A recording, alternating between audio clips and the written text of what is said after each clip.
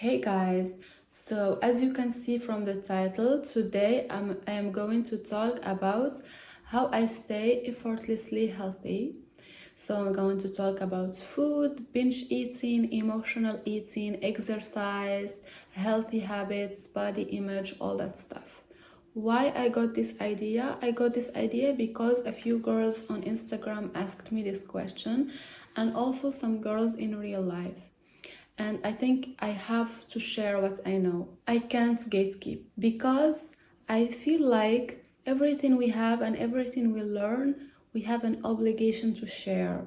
It's not ours, it's God who gave us those things and God who gave us that knowledge, and we have to share it with others. If we don't share it, especially when we are asked, it's a bad thing. It's like we are vessels of God. We have to share what God gives us. So anyways, first of all, why I am qualified to talk about this subject? Well, for background, about 3 years ago, I lost about 20 kilograms, which is about 45 pounds. And I've kept that weight off since then pretty effortlessly. I don't do any diets, I don't do anything extreme. My life is actually pretty relaxed and I am happier than I've been before. My hair is better, it's not falling, my skin is good, my nails are good. So I feel like I know I learned a lot about health and wellness, and I have a lot to share. Of course, I'm not a doctor, but experience teaches us a lot of things. So let's start.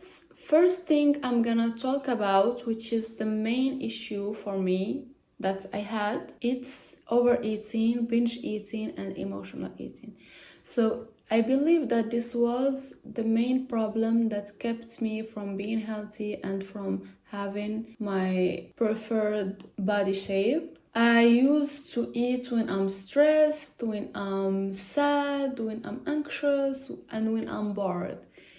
Food was literally my comfort and my go-to comfort in every emotional state, even when I'm happy. So, how did I address this problem?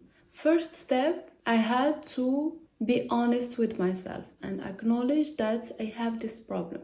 Because for the most part, I was in denial. I wasn't even aware that I am doing this thing. I didn't realize that I'm actually eating out of boredom or stress. I thought it was a normal thing. I didn't even pay attention to it. So, step one is acknowledge and be honest with yourself. Say, I am actually eating out of boredom and stress. Food is a coping mechanism for me right now, and this is a problem that I have to solve. So that's very important. How did I solve this problem after I've acknowledged it? There are multiple things. First thing is I learned to embrace my emotions. So, if I am stressed, if I am sad, if I am anxious, it's okay. It's not like every time I get sad, I have to escape that sadness.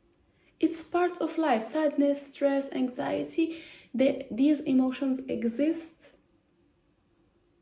Why do they exist? They exist for a reason. We have to experience them from time to time as part of being human. We can't be always happy. Sometimes we are going to feel other emotions, and it's okay. And every time we get sad or anxious, we don't necessarily have to escape that emotion right away. It's not gonna kill us. We can allow ourselves to sit with that emotion for a time. I am sad, okay, it's okay. Let me be sad for a moment. I will just lay down in the couch, put on some sad music, and sit with my emotions for a moment. Learning to accept that it's okay to feel bad sometimes. It's part of life. That's solution number one, acceptance.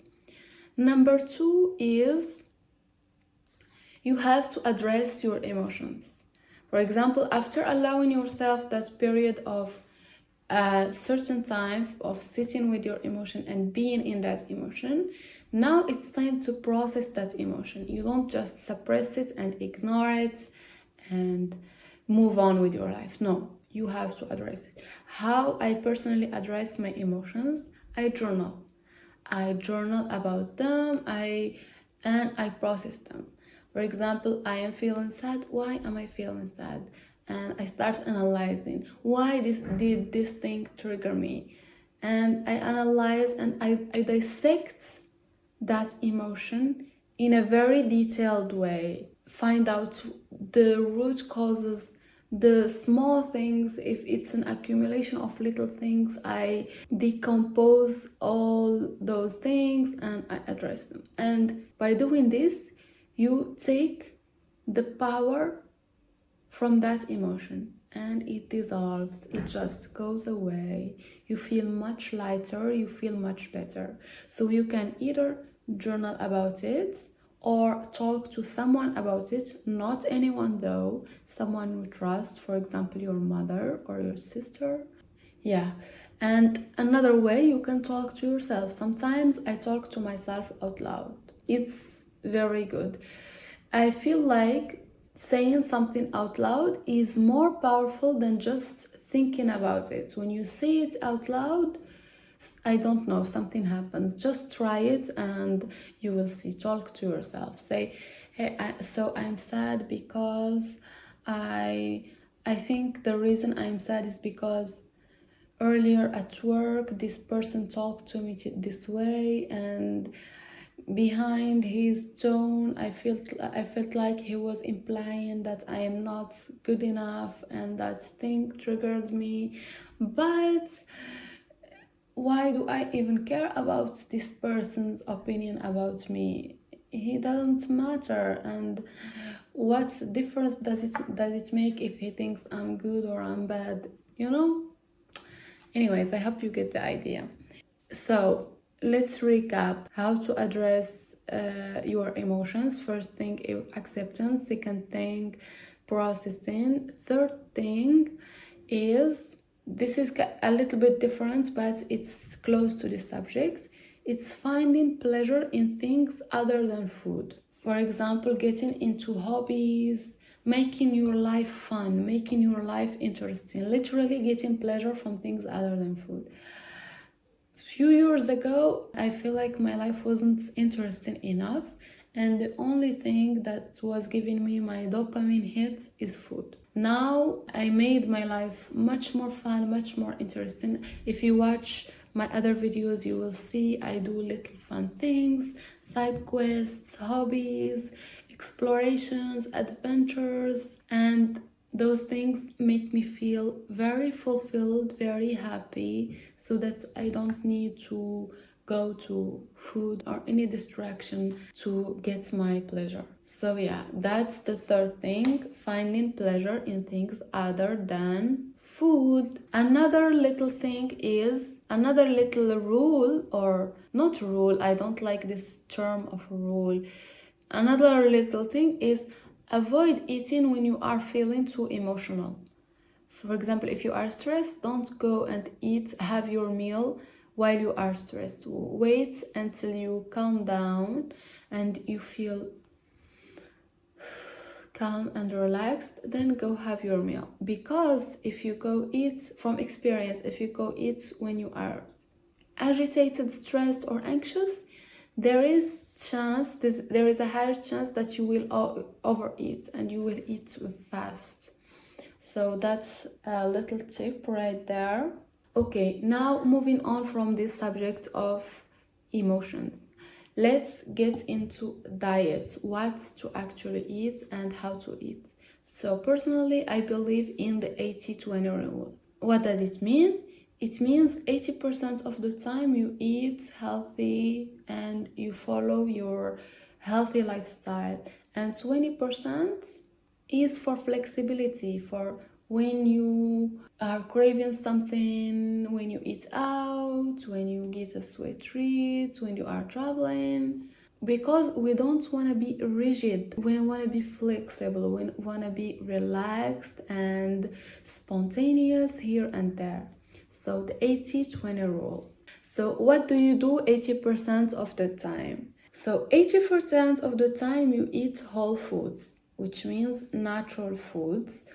natural foods, not processed foods, like vegetables, meat, egg, fish, fruits, foods that come from nature, not foods that are packaged and that you buy from the grocery store, pre-packaged or pre-made.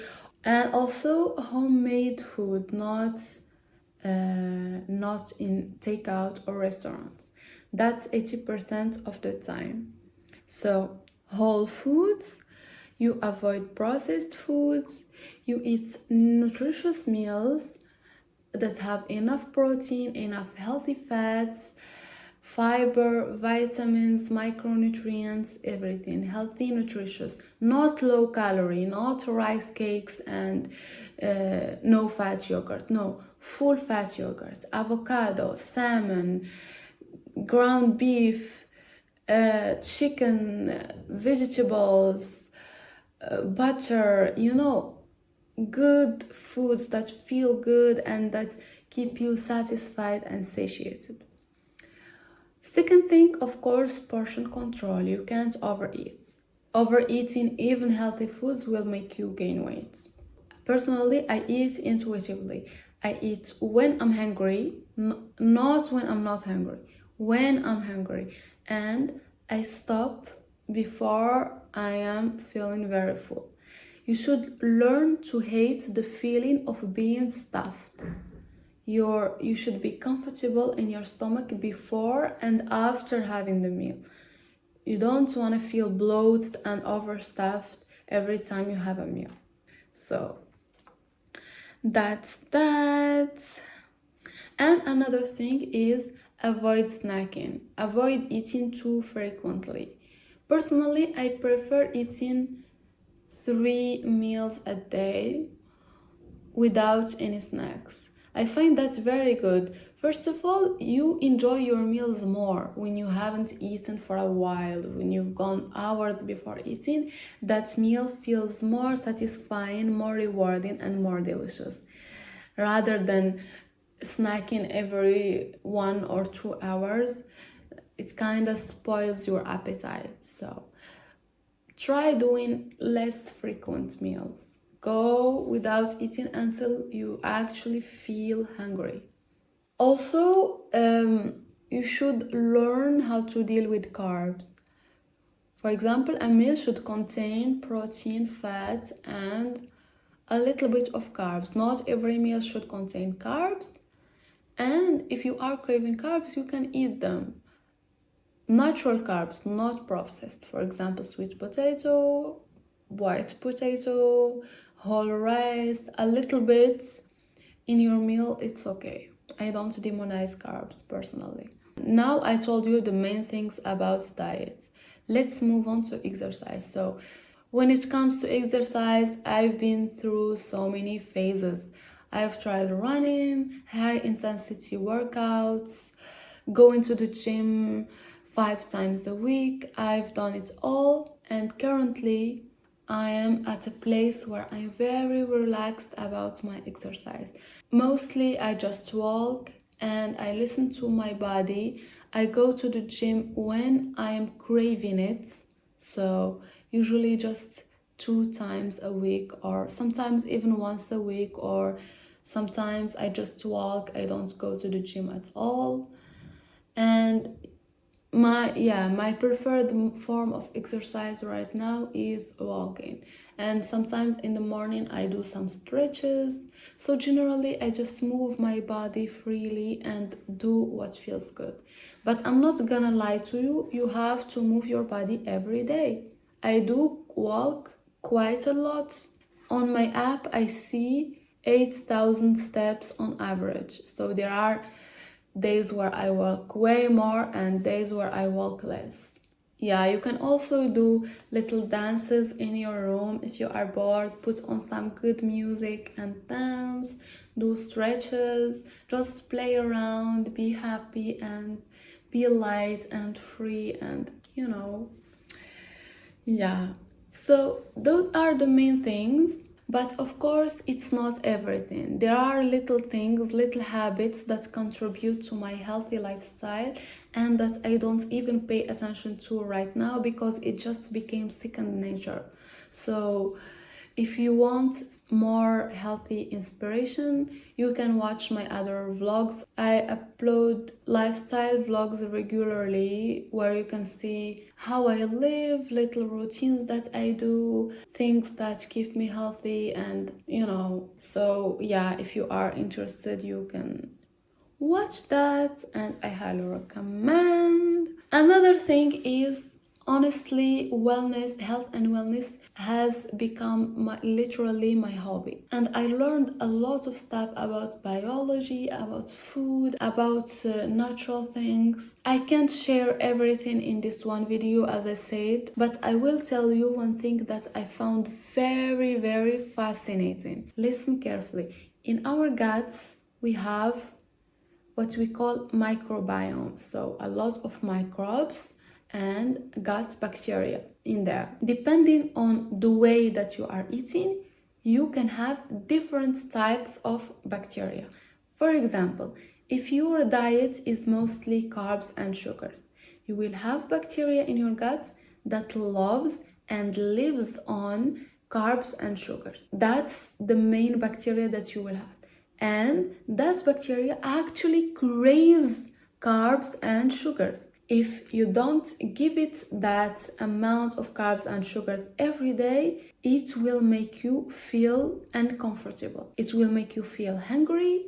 It will give you cravings. It's actually not you who are craving those sugars, it's the bacteria in your gut. If you don't give it that sugar, that daily sugar, it will make your brain produce chemicals that will make you feel bad. And when you give it that cake, that chocolate, that donut, it will make your brain produce chemicals that will make you feel happy. So if right now you are eating mostly carbs and sugars and you decide to do what I said and change your diet into a healthier diet, at first it will feel hard. Why? Because when you will make that change, those bacteria in your gut will not be happy and will make you feel kinda miserable. And you have to wait for some time for that bacteria to die, to actually die, and for your gut to grow new bacteria that loves and craves healthy food. You see where I'm going with this? This is why you may find some people who eat healthy who actually don't crave junk food, who love and crave their healthy food, who say, oh my god, I love this salad, I love fruit, I love... It's the bacteria in their gut. It's crazy how our gut bacteria manipulates us and controls us so that we give it what it craves, So that transition, that change from unhealthy to healthy, I'm not gonna lie to you, it's not gonna be easy. It's a transitional phase that's gonna be... You have to be prepared. It will be a little bit hard, but you have to wait. You have to be patient for the bad bacteria to die and for your stomach to grow good bacteria that craves healthy food. This gut bacteria thing, I found it very fascinating. And actually, this is one of the things that I learned. Of course, I learned so many things and I can't say everything here, but just keep following me and I will teach you little by little. And if you have any specific questions about things that you want to know more about, you can ask me in the comments and I will answer because I love sharing this. So yeah, that's it for today. I hope this video was helpful to you. I wish you a happy weekend and see you very soon. Bye.